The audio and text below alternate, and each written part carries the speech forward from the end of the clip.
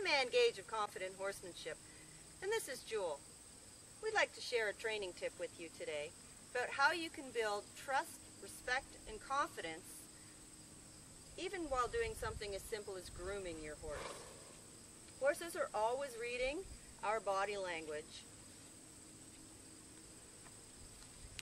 And right there, where Jewel's attention was distracted by something off to our right, as soon as her head went up and out to look over there, her body was pushing into my space. By putting my hand at her girth, there's a bend button that all horses know. It's just part of their body language. So by putting my hand at her girth, I asked her to move her ribs away from me.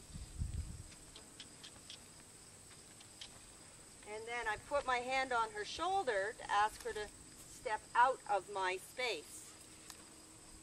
When she needs to move, like she just did, rather than just standing and allowing her to move around me or on top of me, I turn and push her.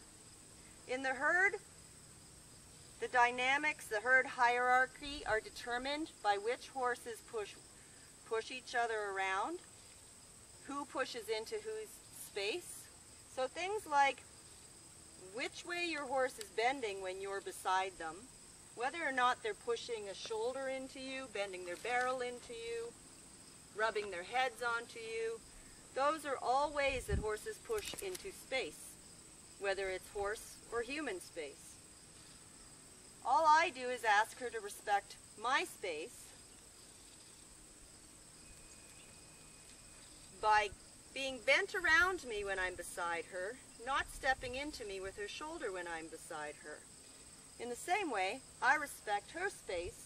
Her personal space is that zone that comes out about 45 degrees from the point of the shoulder, just in front of her nose, and then back again about 45 degrees to the other shoulder. That's the no-go zone, where I don't want to be impulsive with my body. I don't want to push on her head or neck, and I don't want to pull on her head. So you can see I'm using my rope just as a block when she wants to turn her head away from me, and at the same time I stroke the bend button at the girth to ask her to take her ribs away. When she moves her ribs away from me, her head will automatically come towards me. Then I ask her not to be pushy with her head into my space by simply creating a block with my hand to the corner of her mouth. And that defines how big my bubble of personal space is going to be.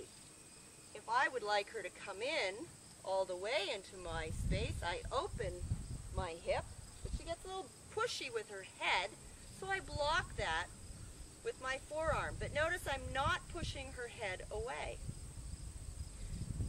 When she's standing, bending round me with a little more focus, preferably with her front feet square, then I'm going to start to groom her. And as I groom around her head and neck, I'm going to be careful that my body is not pushing into that space. If I go around her head, I'm going to be respectful and not again push my hip into her nose.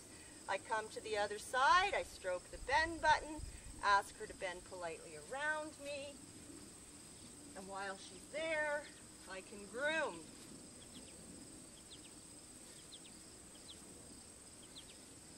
Now I'm being careful with my body that I'm not pushing with my hip into her space or drawing her into me. If I stand beside my horse, this is a draw in this hip. This invites her to step in on top of me. This is now a pushing hip, which is pushing into her hip. And a very sensitive horse will step that hip away and end up coming into stepping the front end into me because the other side of my body is drawing the horse in. Not every horse is that sensitive or tuned into the body language. Very often horses have just shut out what we're doing because so much of the movements we make just don't make sense. But if you can start applying some of these basic movements, respecting the horse's no-go zone around their head, using blocks to the head rather than pushes or pulls, and asking that they respect your personal space while you respect theirs, life becomes much better for both of you. And you build trust, respect, and confidence. For more information, visit my website, Gage.com. If you have a training question, go to the Ask Ann page.